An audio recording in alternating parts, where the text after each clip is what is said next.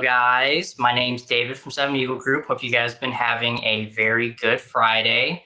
I have here today Duke Birch, and he's an Army veteran. He was a senior instructor for the Small Arms and Tactics Trainer course in the Army.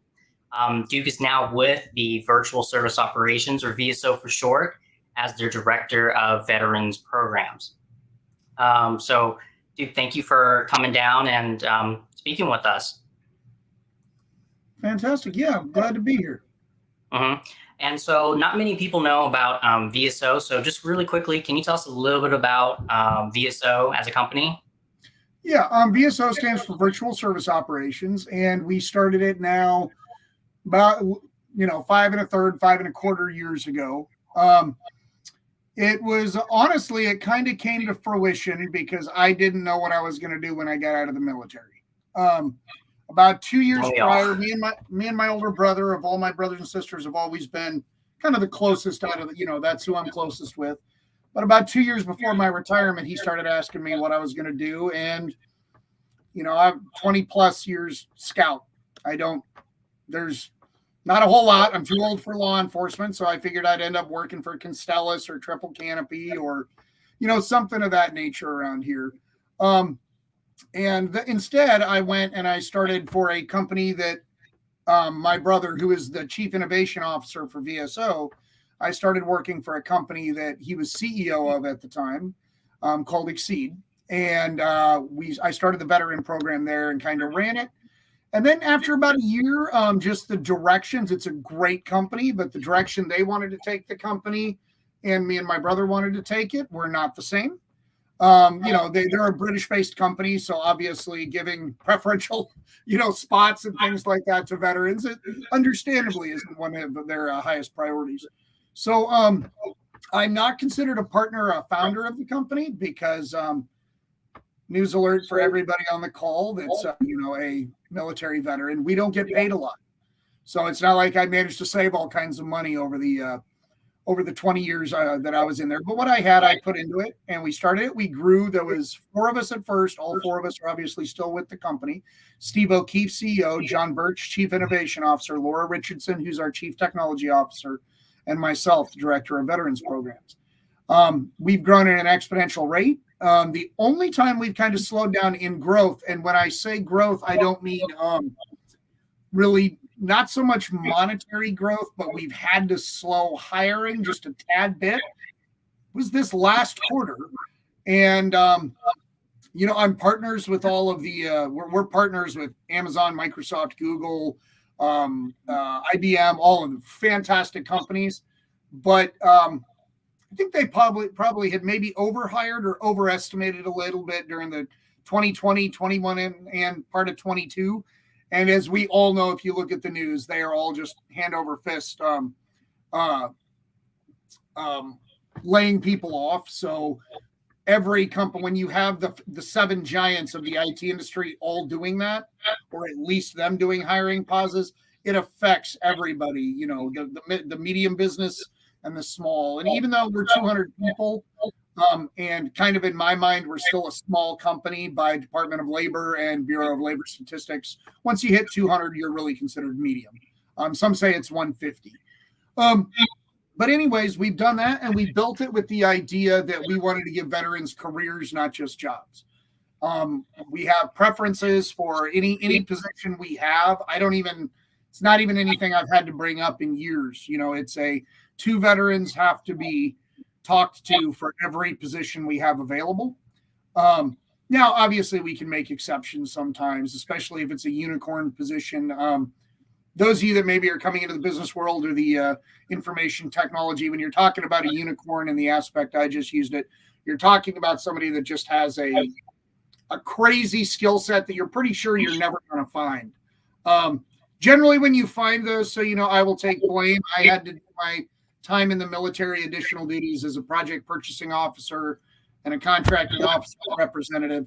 So I was sitting there at E7 writing contracts, and I had no idea so I Googled everything, and I just put line by line what Google told me to in there. And so you see that a lot with the government contracts. So every now and then there's an exception made. Hey, if we find somebody that fits this and you're not a jerk, then we will go ahead and, we'll hire them even if we haven't recruited a vendor. Segueing into that, we have our seven founding principles that are very in line. If you I actually have a slide that I don't have ready. I'd have to find it, but where I compare and contrast all seven branches, well, 6 branches, DoD, et cetera, and the Department of Defense itself, their values against VSO's values, and it's the same. It's those same honor, integrity type things. But our first and foremost is no jerks. Short little story about that. About I don't know, probably 3 years ago, we were going to win. I'm not going to say what partner. We were going to win about a $1.5 million contract, which for a company our size at the time, make or break you. 4 different people, 4 of us, not necessarily the 4 I mentioned earlier, all interviewed this person. We all were like, they're a jerk, but without this person, we can't take the contract. We did not hire that person. We all felt agreed, and it was the right choice. Even if we had failed, I guess, that would have been tough, but it was that we weren't willing to sacrifice our company's culture for a position or for a contract or for 10 contracts for that matter. Other than that, VSO right now, we sit at, I think we're at 25.7% veterans. Anybody that's interested in looking that up, that's an incredibly good percentage.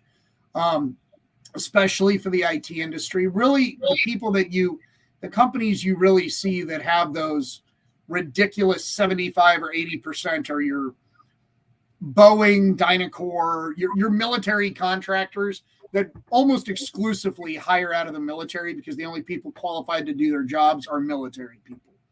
But we work very hard on that. We create a good veteran culture within. We have our own Slack channel where everybody kind of shares things and BS's, and you got the normal, let's all make fun of the Air Force people, because let's be honest, all you Air Force people are very easy to make fun of. No, I'm kidding. Yep. Even I make fun of myself all the time. My favorite one always was, as a drill sergeant, I would always tell guys if they put their hands in their pockets, I'd tell them to take their Air Force gloves off. So, so we espouse that. We have great certification programs. We offer great, nice bonuses. For example, I think just earning like AWS Certified Solutions Architect, I think you can get it's either an $800 or $1,000 bonus.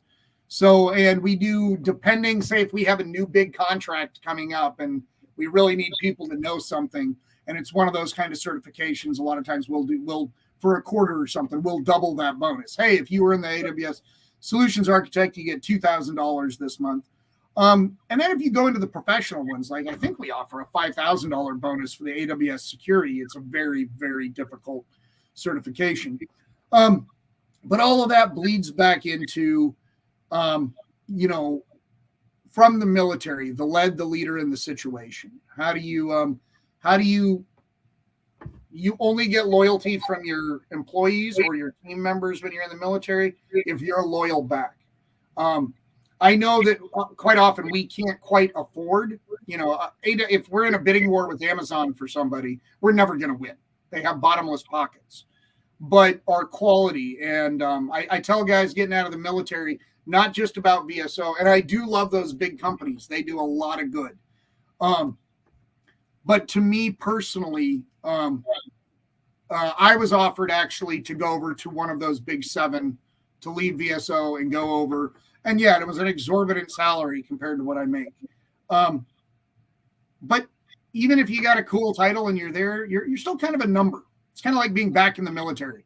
All right, and I can do this. Whereas in a smaller company, whether it's virtual service operations, Black Rifle Coffee, I'm trying to name a couple that people have heard of, those smaller companies, you're Duke, you're David, heck, if you got a nickname, that's what you are within a week, and hopefully you don't do something stupid that gets you a crappy nickname within but we keep it friendly, but we run a very effective ship. And more than that, one of our key tenets is we are a meritocracy.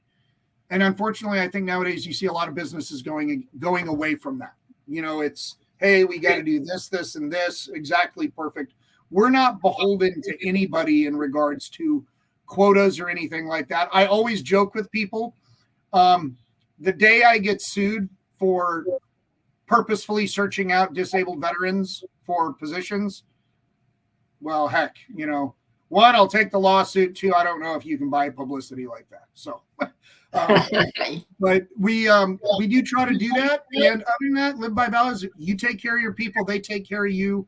And we try to make our accounts interesting and challenging. And this is, what we're doing. As David knows, we have a very growing and robust intelligence community accounts and government and DOD. So other than that, I think I way outspoke my 2 or 3 minutes there, David. No, you are totally good. And you know what? I really respect everything you got to say on that kind of stuff. And, actually just going kind of segueing, because you mentioned, the bonuses you get from certifications. I kind of wanted to ask, outside of the certifications and the technical knowledge, what are some kind of key skills should transitioning military market to recruiters in their interviews? Because I think for a lot of us, all the viewers here, we're all getting our certs, but anybody can get a cert if they study hard enough. But what makes the difference, in an interview if this guy has Security Plus and that guy has Security Plus? Unless somebody messes up in VSO, and I write them up. I'm kidding. I don't do it, but. You'll never hear the skills you gained in the military being referred to as soft skills. Okay. The management, the leadership, the organizational skills. I'm sure you got guys on this call. I can't see participants in here, so I don't know how many people are on. But you cannot recreate in a school or a training environment leadership under fire. You cannot emulate, you cannot pretend in a training environment to create people that are making life and death split-second decisions, having to analyze everything very quickly and move. So highlight your military service, but highlight it in a good way. Remember, if you were, this isn't for everybody. So if you did a term or two, if you did 4, 8 years or something, maybe it's not true, but maybe it could be. I do tell everybody, if you were an officer in the military or you were an E6 or above and you say you retired or did 12 or 15 years, you're a project manager. You just don't know it. Try to work the military on your way out. Try to get your Agile and your Scrum courses. At least get those first two. Understand what the Scrum framework and the Agile mindset is. Go if you've got the time and you can get a base to do it. Get your PMP, your project management certification and PMI, Project Management Institute, is kind of the industry bar. Nobody's better than them. So get your PMP. But other certifications, look into the industry. Understand, and I do joke with people a lot, that seems like 90% of the people I talk to, right before I talk to them about IT when they're veterans, I think they just watched The Matrix. Because everybody's like, I want to do security.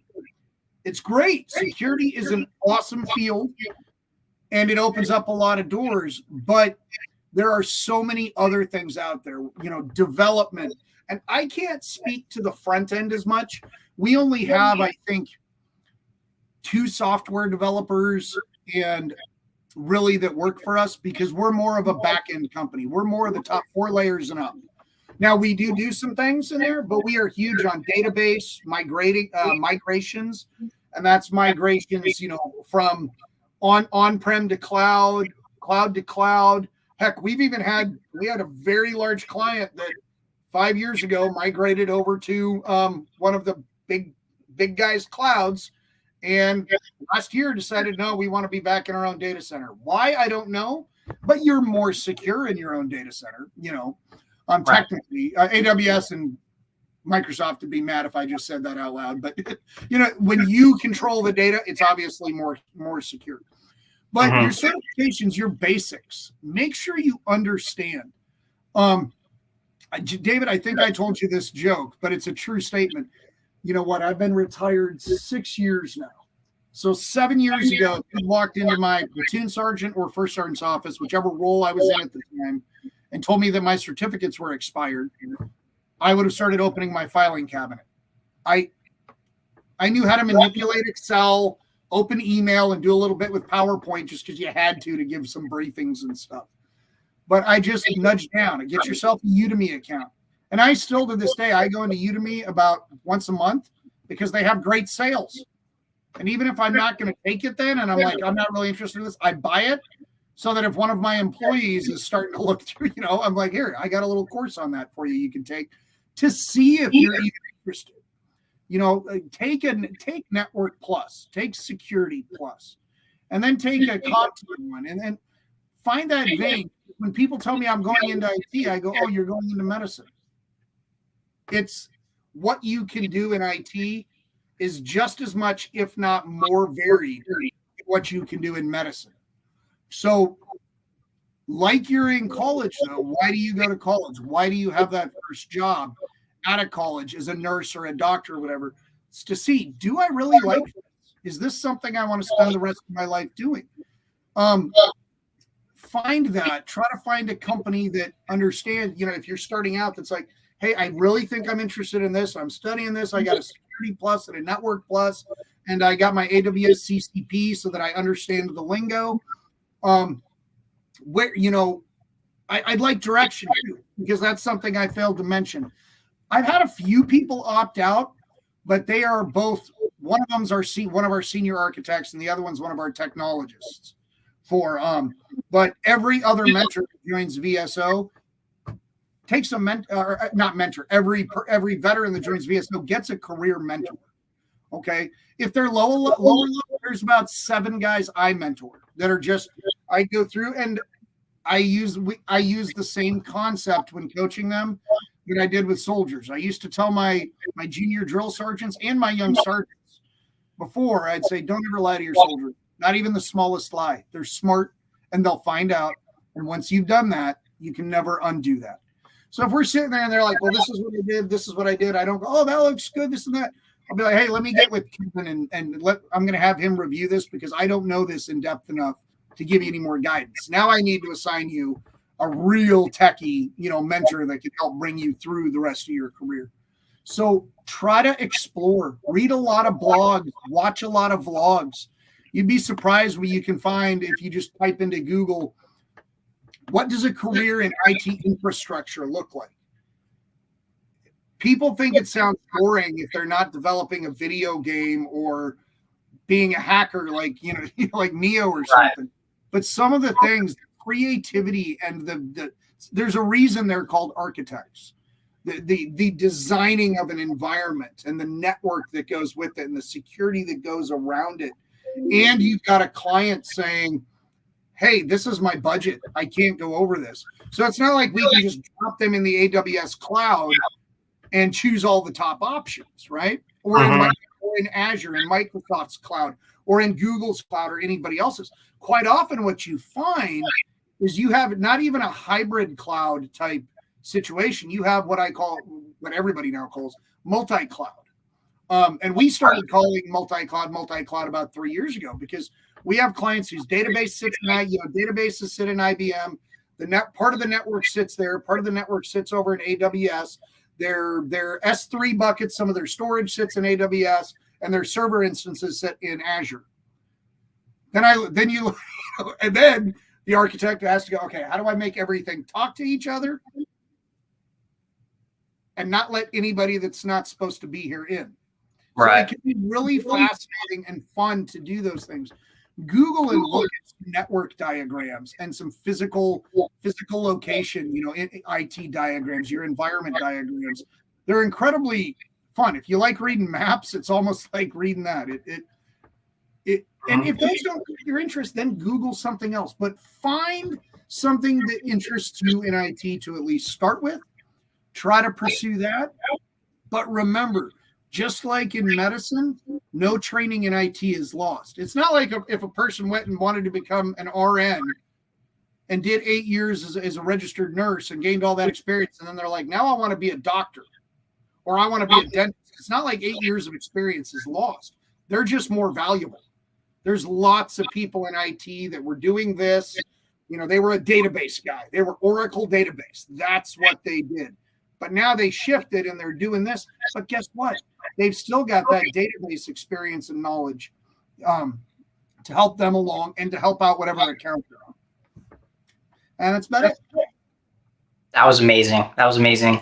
And I really, really liked how you kind of compared the IT field to medicine, because at least, as far as I've ever heard, it's like, oh, at least, talking to my military friends and everything else, like, yeah, once you get out, just do scare security plus, just do IT, do cybersecurity, and it's just like, but there's so much and there's so many different things when you actually like start looking into all the different certs, and there's like families of different certs. And then there's, all these different types of roles that you could fit into, but you don't know if you fit into, just because it's so vast in the knowledge. It's just a crazy amount of breadth. And I really You think can literally make a living if you just got yourself so you were a subject matter expert with Microsoft Excel. You could make a very good living if you are the guy or the gal that everybody goes to because you are a Microsoft Excel guru. There are people that you look at, if you look in Glassdoor and some of the other places, because sometimes we do. Sometimes we get some things that we're trying to do that's just kind of, we don't have anybody that fits this skill set. We don't need or want to hire anybody. So there's places you can go and look, and that, that's the people you hear about that work on 1099s and make literally sometimes like $800 an hour because they know this is what I'm worth. Look, if you don't want to pay me that, I got 8 other people that want my time this week. But they are just such SMEs in certain areas. So if you find something that really interests you and you're one of those geeks kind of like me, you just sit there and dig on it. Like for Excel, I use that for an example because I'm just in a habit. There's this fantastic lady on YouTube. I can't remember the channel name, but she puts out like 3 Excel videos a week. I think she's got like 400 in her library. Wow. So I watch one a day because like so many things in IT, it's not that I don't know how to do it. It's that I didn't even know it could be done. Hey, do your formulas this way and have this do this. And you're like, oh my gosh, I've wasted hours and hours doing that because I didn't think there was a way to do it. And here it is. Oh my gosh. So anyways, that's about it. Just focus and find. Yeah. And so now we're going to want to move it to kind of transitioning, because we do got, a lot of our audience, are transitioning military. Just like kind of starting off, like what were some of the like bigger challenges you had, when you were transitioning, like just like the top of your head, like, what was hard? Well, if I can give a few things, and that's the first thing I'll tell people is, I think most civilians think I'm joking, but I'm 100% serious. I don't think I was ever as terrified overseas in any given situation, direct fire contact, IEDs, incoming, anything, as I was when I started retiring. And a lot of that is the fear of the unknown. Man, we get paid on the 1st and the 15th every month. My health care is taken care of. I know if everything went bad, I still get a paycheck in 2 weeks. Yeah. It's terrifying to get out there. The next is choosing what you're going to do. And even in the 6 years since I've retired, when I talk to people like you, David, and some other people more in depth, especially a lot of we've brought 13 people into our company so far on the Skill Bridge program. And they're like, oh, no, you do this and this now. They're like, oh, you get your VA rating before you get out now. I'm like, wow, that's it. Now, because it happens, everybody thinks, oh, that's not a big deal. Oh, my gosh. I don't think I got my VA rating I think it was like 5-6 months after I got out. Oh, wow. So the entire time you're like, well, where am I at? And of that VA rating, if I can give, I don't know if everybody's looking at the screen or not, but let me tell you, as a retired combat arms guy, again, I ain't no long tabber. I don't even got a short tab. I'm not a ranger or special operations, but I did my time and I was a very good reconnaissance soldier for a lot of years. When I got out, I don't mind sharing with people. When I got out, I had a 70% rating. My body is broken. I got a lot of issues, joints. Most of them are internal. I don't got anything, nice and pretty, that like a big scar across the face where people get to go, oh, look at the warrior. You know what I mean? It's back and neck and like name a joint, and it's bad. But I was just happy with that. And it really ties into that survivor's guilt, and not just the survivor's guilt of, hey, I had friends that died, but also I got friends that are worse off than me. And it took me about 3 years out before I was talking to a lady. And I think other people had been saying about the same thing to me, but for some reason, the way she put it, it just hit home. And she said, Sergeant Birch, because, some of those organizations still call you by your rank. I'd been retired 3 years. She said, you're not fighting other veterans here. You're fighting the largest insurance adjustment group in the world. Do not feel bad about going after this. So I asked, and I got a full re-eval done and added my feet in there. Now, keep in mind, I did 12 of my 20 as a light scout, humping it with and the only time I got angry at the VA at all was when I got the feedback and they said not service connected. That's when you get there. So my entire recommendation here is if you do not get the VA rating that you feel you're entitled to, immediately secure counsel. And I don't mean go pay for one of those high-priced lawyers you see on TV. Guys and gals that are on this call, I fought with the VA. I'm trying to do the paperwork myself for 1.5 years, getting denied. Oh, this isn't worded right. What am I doing? I had no idea. I walked into the Fort Worth VA, went and saw a DAV, Disabled American Veterans Advocate. I was like, I'll swallow my pride. 4 months later, I was at 100%. Swallow your pride. Go get an advocate. DAV, Wounded Warrior, Foreign Legion, all of those different groups have advocates that will help. But I will tell you, I'm very tight partners with DAV. And a lot of that is because I saw how effectively they helped me. And then I started looking and seeing how effectively they help everybody else. And so much so that I've put in 420. In 2020, we won or 2021, we won the Disabled American Veterans National Small Business Employer of the Year, Veteran Employer of the Year. And then in 2022, we won the DAV Small Employer of the Year Career Advancement Award from them. That's awesome. Get representation. The other thing is that look at the states. I know a lot of us, when we're getting out, we're like, I want to go back home or I want to go here. Hey, there is value in all of your choices. And can you excuse me 1 second, David? That is household 6, and I'm gonna let me just let her know.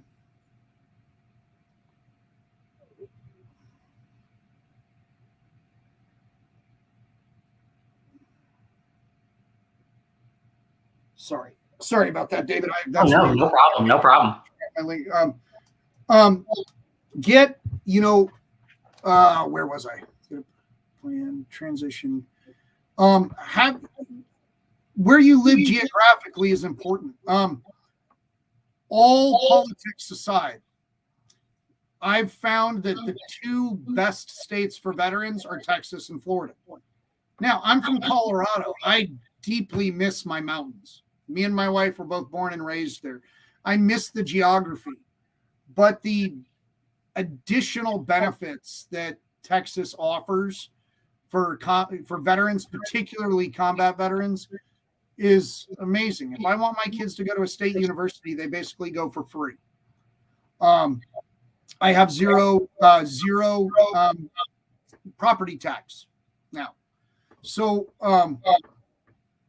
look at where you're living, and then also, of course, are the jobs there. I will warn everybody against this. I said about 8 months ago when Mr. Elon Musk came out and sent his tweets out saying everybody at Tesla and Twitter and everywhere else, SpaceX, need to get back on site, minimum of 40 hours in the workplace. I said that changes the industry again right there. Can't have the richest, most successful IT guy in the world come out and say, I'm making my people go back on site and not that have it be a trend. It is a big shift back to on site right now, and people need to realize that thing. Now, we are still virtual service operations. 80 to 85% of our positions are remote. But for example, right now, we're doing a very big blitz, hiring L1, L2, and L3 help desk and computer support people from all over the country. Literally, I think there's like 38 sites and 158 positions or something like that. It's a very large contract that we won. and they're good paid ones. They're every single one of them is on site. So overnight, our on-site percentage is going to go down to like 60, just overnight from that one thing. So be prepared for that. And then other than that, include your spouse or your significant other in your decisions. Make sure that you talk it through. If you've had a good relationship in the military, then you probably already do that. But include them in the decisions. Ask them their opinions. Where do we want to live? Acknowledging, like, I would never leave Texas now, but I acknowledge that if we did want to go, quote unquote, home to Colorado, I'd take about a 30% pay cut the day I moved. I'm not going to be making any less. It's just about 30% higher cost of living. Real estate is insanely high comparative to where I live.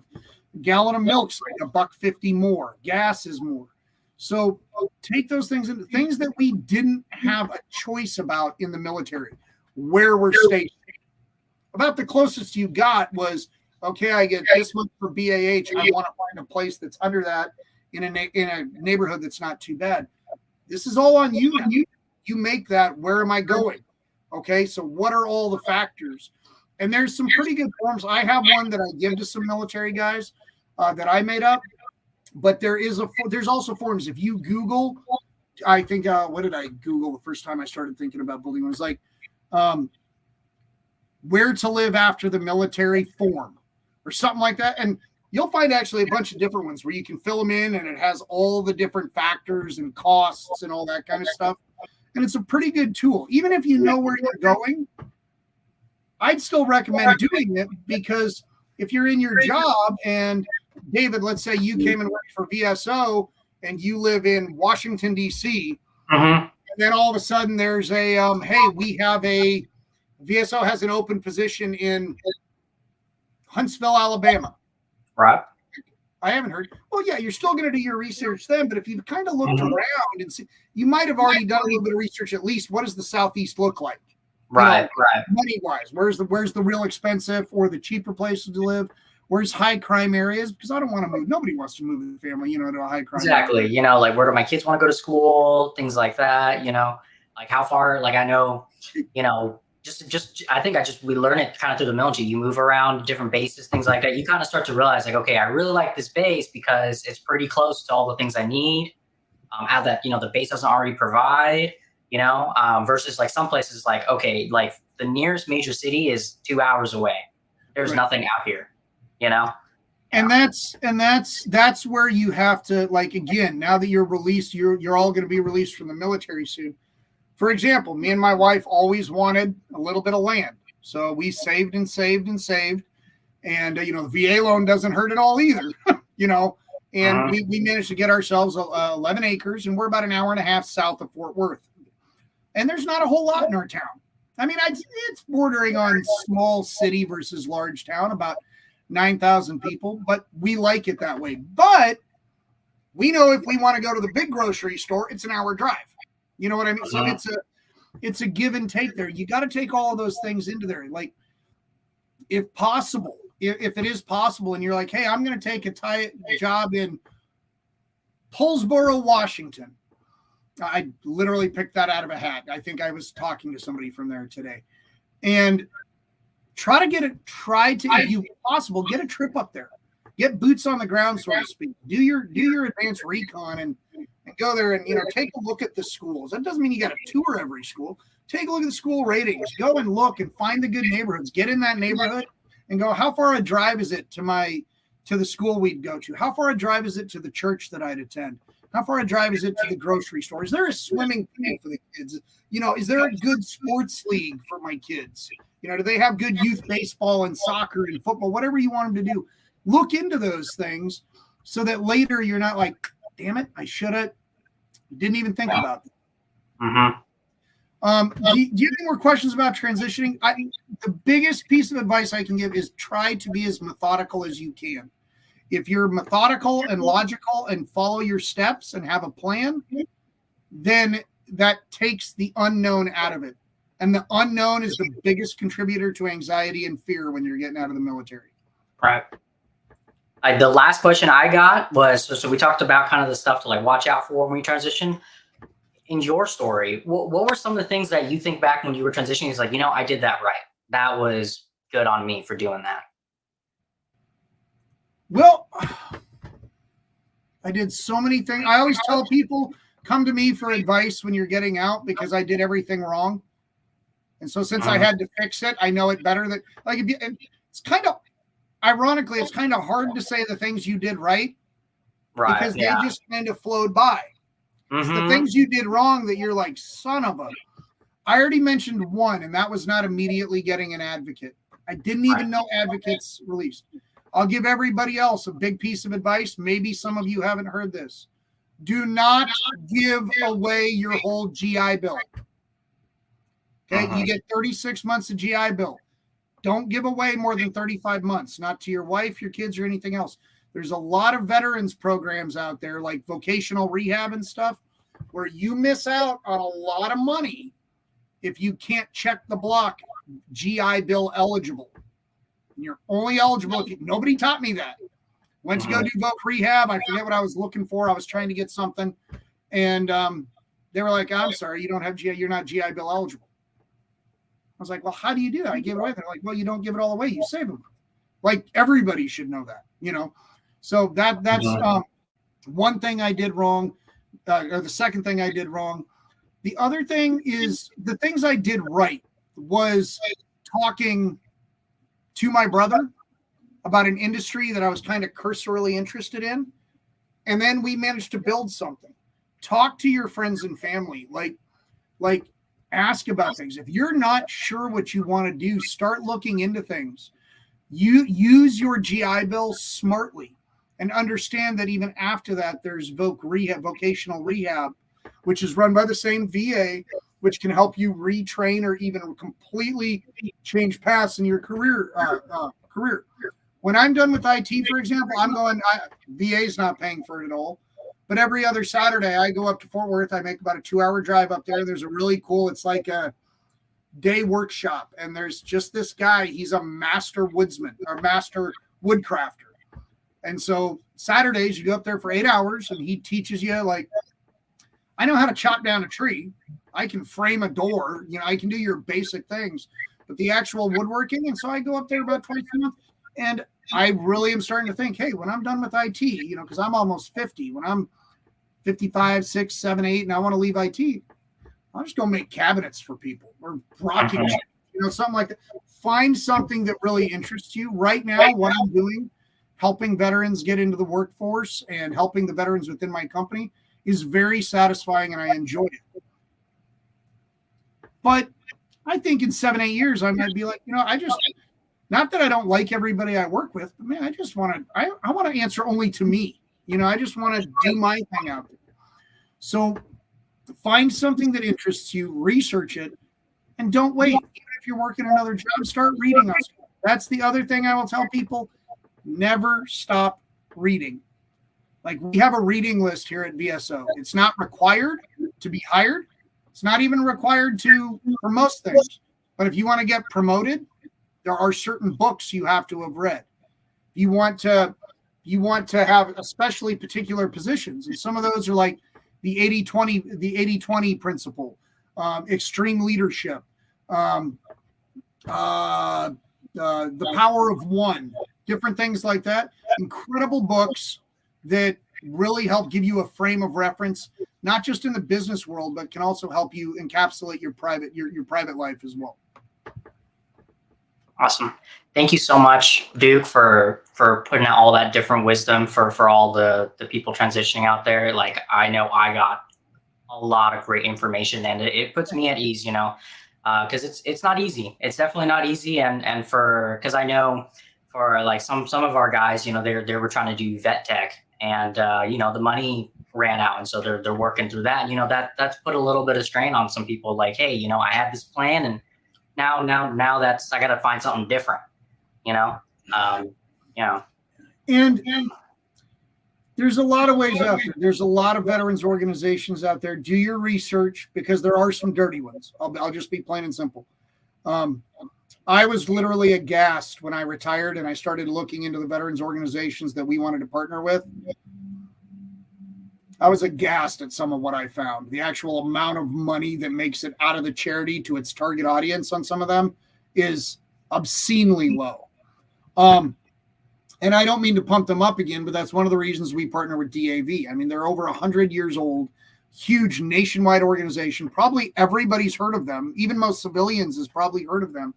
And somehow in the DC swamp and having to lobby and do all these things, they've still managed to keep their core values, and taking care of veterans is our mission, and doing that very well with no outside influence.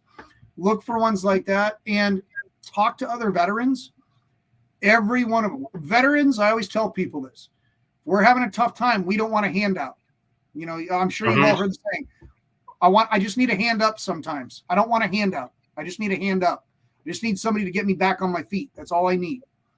So reach out to those. And I'm going to put in the chat here. That is my work email there.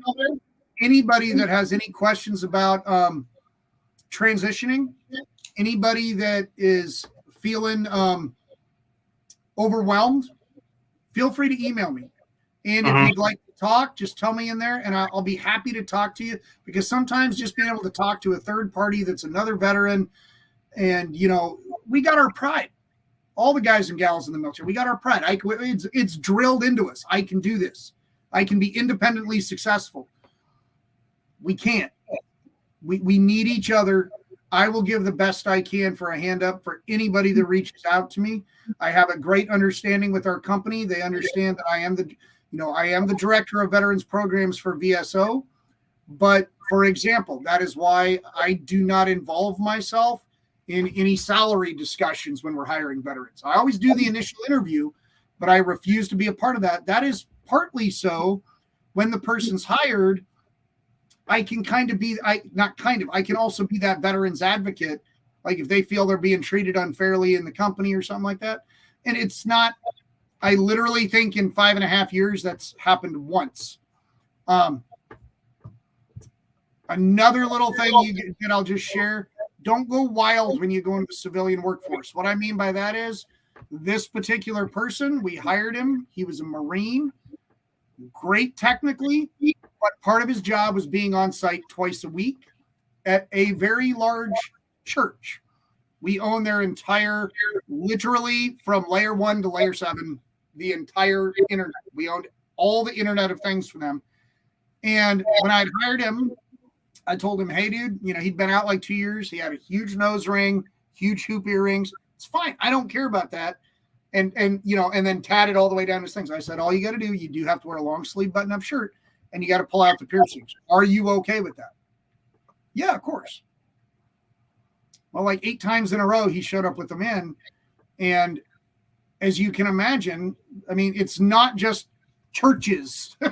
You know, that's our only like church client. It's not just churches that are like that. There's plenty of business. I can't show up to a corporate meeting on Wall Street. You know, there's a certain expectation. And so in the military, I try to tell people, like, if there's one thing that we should be good at, it's being on time and in uniform. Not even a hard uniform, you know, long sleeve. So don't go crazy. For example, though, I don't know if any of y'all know, there's a Texas kind of has its own little military called the Texas State Guard. It's not really a military. It's really more of a, think of it as like a Texas FEMA. It is a military. There's official rank and all that, but really it's almost exclusively disaster recovery. About a year after I was retired, the sergeant majors for them called and asked me to come be a first sergeant in there. It's non-paid. You don't get paid. It's just kind of volunteer to help.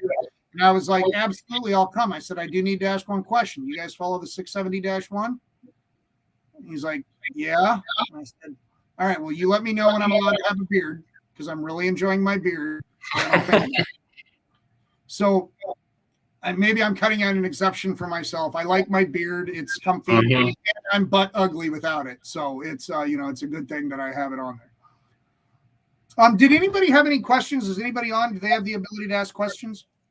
Yeah, there is a way, but I don't see any questions on there. But we pretty much got through all of my questions, and you put in a lot of different you just points of view on different stuff, and all were really helpful. And I think we're good to just kind of wrap this up. And thank you for your time, and just speaking to all of us. Absolutely. And one thing, David, ask oh, what was his name? Now I'm out there. If you'd ask Jordy, just give him my email and have him reach out to me. I would love to talk to him and see how I could partner with Seven Eagle Group with VSO and try to do, whatever. I send him job postings whenever we have jobs that are good for veterans, things like that. And if people look in the chat as well, I did put our public careers page up there. That's not all of the jobs that are available, but that is the ones that are available right now. And I think there's about 58 of them. So anybody can go and look at those. Yeah, perfect. On a personal note, David, without disclosing anything, Joe or Zilly should be reaching out to you very soon. Awesome. Thank you so much. I appreciate that. Thank you, Bert. I've just been waiting for them to tell me, yeah. So it's just a contract thing, but just so you know. But yeah, if there's no other questions, good. I really, awesome. I'm honored, and I appreciate you letting me come and talk to everybody. All right. Thank you so much. All right. You have a great day. All right. And then stay on just for a little bit because it'll close out. Oh, yeah, absolutely.